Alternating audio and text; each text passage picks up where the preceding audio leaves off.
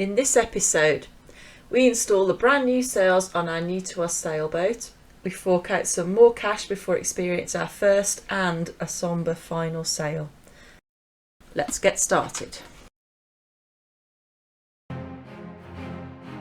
Hi, we're Carl, Annie and our daughter Emily and our pets Tiger the cat and Maple the dog. We're total newbies to sailing but excited to share our journey from zero experience to full-time sailors. Join us as we learn the ropes, explore remote places and trade our 9 to 5 for a life of adventure. We'd love to hear your tips, tricks and feedback, so please leave a comment below.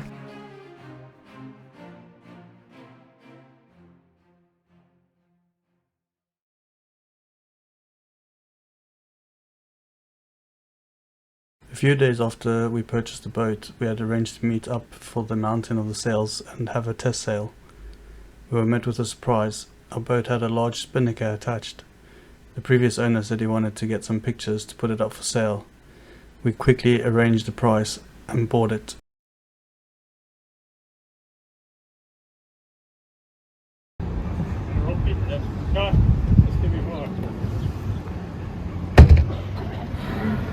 Det är hon ska inte segla.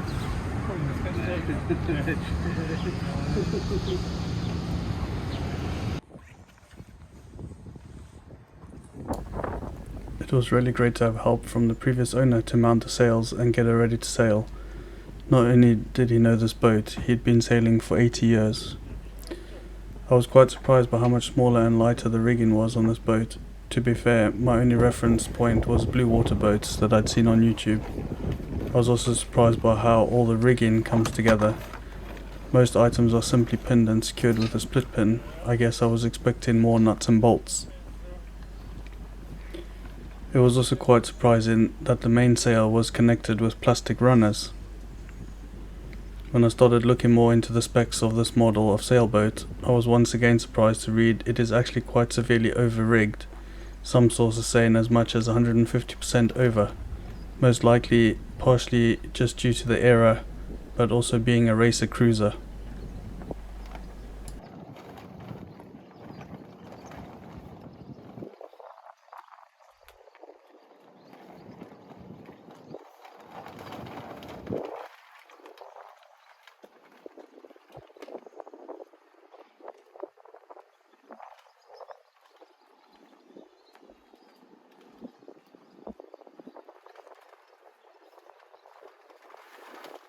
We obviously would have been quite lost without a bit of help. Now we've seen the process, it's actually quite simple. The mainsail has around 15 points along the luff, which is the vertical length, that slides into a track with the bolts at the bottom stopping them from sliding out. The tack, a corner near the mast, is connected with a shackle, and the clew, the corner near the stern, is tied onto the boom.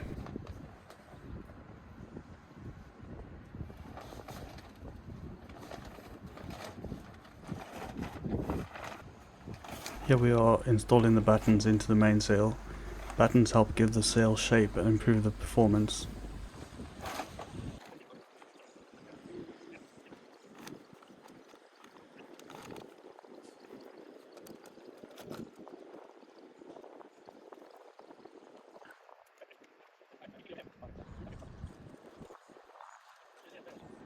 It was great that we were able to take our time through this process.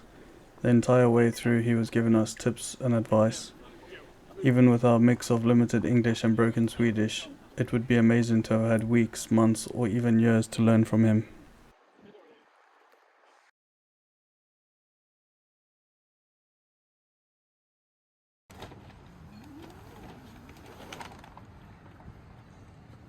We then set about installing the foresail.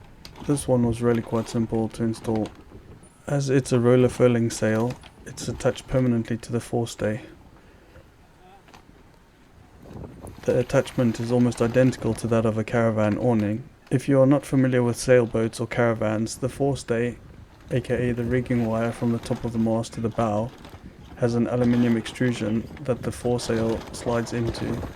It spans the entire length of the forestay and is hoisted up with a halyard, aka a rope.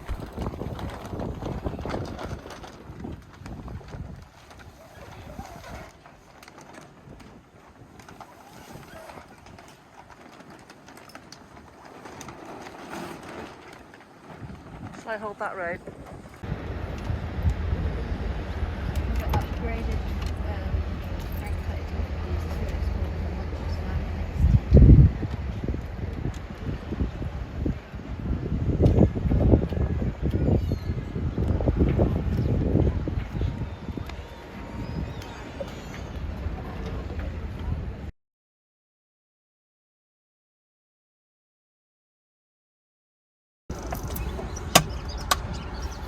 So the wires came loose, so we've got to get them back in there.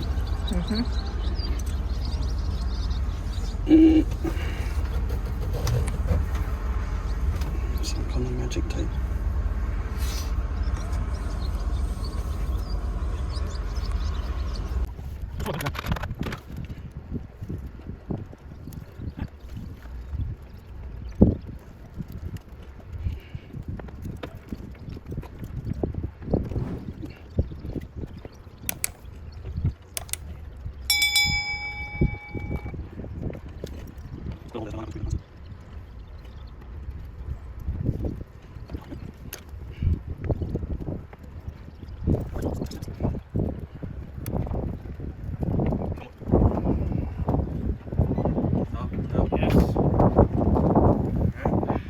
Wow!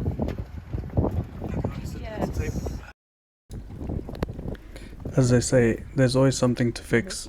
With that quick repair done, the chop plotter was back in action. Here I am just wrapping the connection in some amazing tape. Apparently it's butyl rubber that self-vulcanizes. I've since bought rolls in black, white and clear. It's pretty amazing.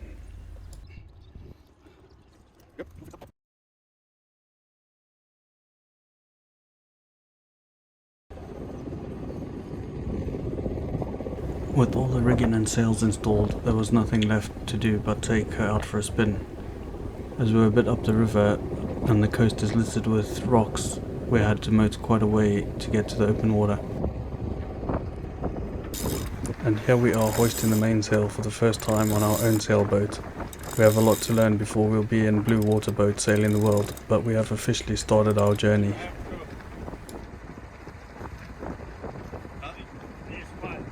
There was far too much to take in, so we did not do too much filming. Everything went smooth given the vast experience on board. We sailed up and down the coast for around an hour before heading back. By this time, I was quite comfortable at the helm and the previous owner went down below. He was pottering about before sitting down and seemed to be taking things in.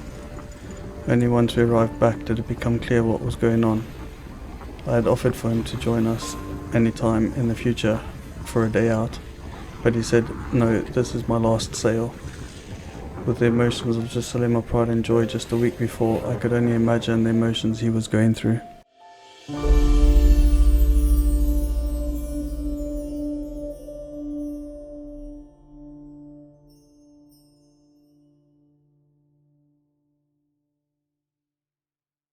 As his sailing chapter ends, our sailing journey is only just beginning. We would love to have you all along for the ride. Next week we'll dive into onboard life with our first weekend on the boat.